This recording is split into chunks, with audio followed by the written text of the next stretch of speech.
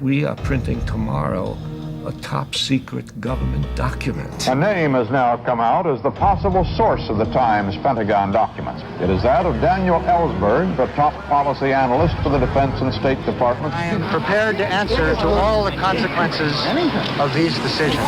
Henry Kissinger said that Daniel Ellsberg was the most dangerous man in America, and he had to be stopped. The study was 47 volumes, 7,000 pages.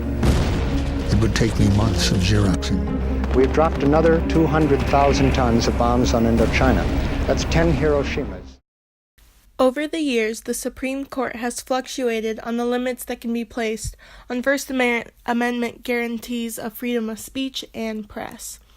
This can be seen prior to the New York Times Company v. United States in the case of Brandenburg v. Ohio, where in 1969 the Supreme Court unanimously reversed the conviction of a Ku Klux Klan group for advocating violence as a means of accomplishing political reform because their statements at a rally did not express immediate intent to do violence. The U.S. government had also been dealing with the threat of communism. At the end of World War II, under the Truman administration, the U.S. developed a new foreign policy known as containment of communism in order to contain Soviet aggression in the world. This same sort of policy would be similar with the policies in both the Eisenhower and Kennedy administrations, especially in the actions towards the Vietnam War, where all the U.S. had done at that point was provide military aid and advisors to help with the effort in South Vietnam. But that would change with Lyndon B. Johnson, where he had the troops fully engaged into the war in Vietnam. When Nixon became president, he promised to get those U.S. troops out of Vietnam, but it would soon come to the public's attention that wasn't all he had planned. This would all start with Daniel Ellsberg, a military analyst for the United States. He was working on a study with Secretary of Defense Robert McNamara about the history of the Vietnam War in order to leave written records to prevent foreign policy errors in the future. Ellsberg decided at the end of the study that the actions of the government should be shown to the public. He copied the documents in order to get them published, and after being rejected by lawmakers such as National Security Advisor Kissinger to publicize the report, Ellsberg then went to the New York Times. The New York Times agreed to publish thousands of copies of the study on June 13, 1971, where it can be seen right next to the article talking about Richard Nixon's daughter's wedding. Because of the sensitive information contained in the study, the government feared it would compromise relationships with other nations and claimed it posed a threat to national security.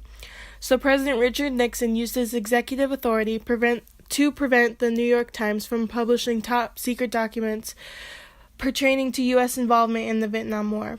However, the New York Times Company appealed this conviction as they felt they had the right, under the First Amendment, to release this information, since it did not directly indicate any type of violence or hatred towards the government. The Supreme Court would eventually grant the decision to the New York Times, holding that the First Amendment rights of the Constitution should be absolute.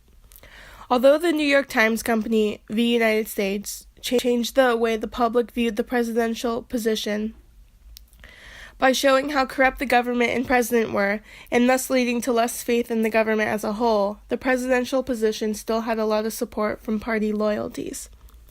By the time U.S. planes had begun regular bombings of North Vietnam in February 1965, some critics had begun to question the government's assertion that it was fighting a democratic war to liberate the South Vietnamese people from communist aggression.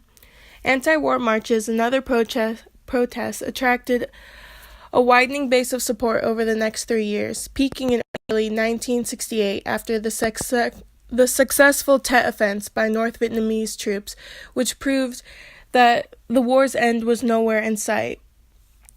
There were also a lot of people in the media and even government who used their influence to persuade towards a want for the end of the war.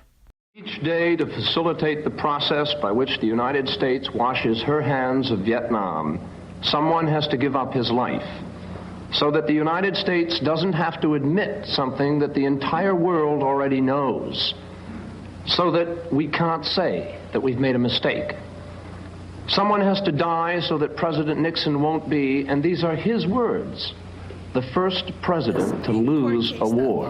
The release of the Pentagon Papers was so significant to the public as it proved they were right. This case showed the people in America how corrupt the government was and justified their reasoning for seeing how the U.S. had no place to be in Vietnam since the government wasn't stable enough to maintain itself at home. It made the American people make the government accountable for their actions as they are elected there for the people. The American public was very much infuriated with the actions of the U.S. government during this time period, as it is seen through the many protests and demonstrations. However, not only were they getting mad over the war at home, the actual people fighting in the war were not ecstatic. The Secretary of the Air Force has specified that Air Force members will not wear the uniform at any public meeting, demonstration, or interview if they have reason to know that a purpose of the meeting, demonstration, or interview is the advocacy, expression, or approval of opposition to the employment or use of the armed forces of the United States. Quote,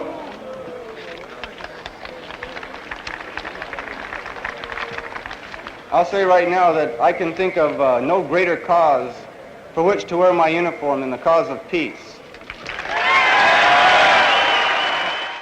With the draft continuing, many of the boys fighting in the war were just 18.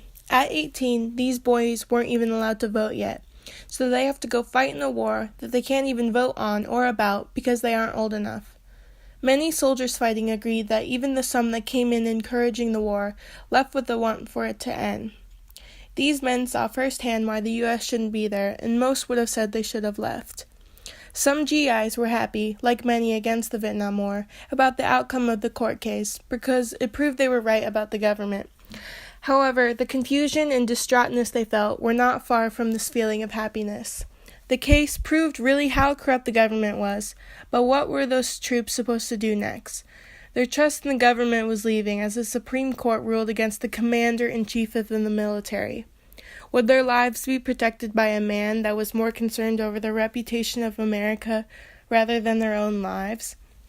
In the two presidencies before Nixon's, Lyndon B. Johnson and John F. Kennedy both helped to escalate the war. While Kennedy didn't get the troops involved, he did help increase Cold War tensions, which can be seen in the Cuban Missile Crisis. Johnson was the president to have the U.S. military fully engaged in the Vietnam War by having the sent troops participate in the fighting in the country.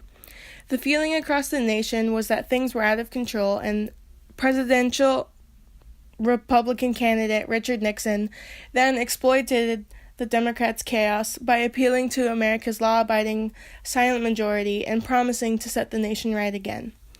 This and the popularity decrease from the Democratic Party from Johnson allowed for Nixon to win the presidency as a Republican. When Nixon used his power as president to stop the further publication of the papers and lost the court case, the Republican Party didn't decrease its following of Nixon and defended him, saying the regulation was necessary for national security. So much so that he ended up winning the presidency again in 1972, where he won every state in the Electoral College except for Massachusetts and the District of Columbia. What can be seen today is how the media now does everything they can to distribute the news of the government, every wrong and good doing that comes from the action of those elected into office. That is seen especially today in the news of the current President of the United States, Mr. Donald J. Trump. The media shows the public every bad action of not only Trump, but also his entire administration, or the people working with him.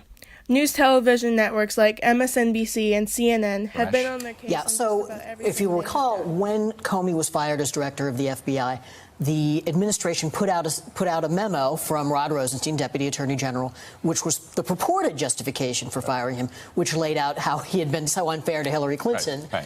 And then Trump himself, speaking to Lester Holt, contradicts that. And maybe he has mixed up his own stories here, but for whatever reason, he is not sticking to one story on this. Cognitive dissonance, is that a defense? Or disorganized dishonesty. Okay. The Supreme Court case of the New York Times Company v. United States was a significant change to American society because it showed the importance of the government being transparent, truly transparent, and the importance of accountability in that the government of our countries don't have the rights to do whatever they want. The government was placed to represent the people, and the people should know what they are doing. Justice Hugo Black commented on this during the case, saying, "Paramount among the responsibilities of a free press is the duty to prevent any part of the government from deceiving the people and sending them off to distant lands to fight foreign fevers in foreign shot and shell.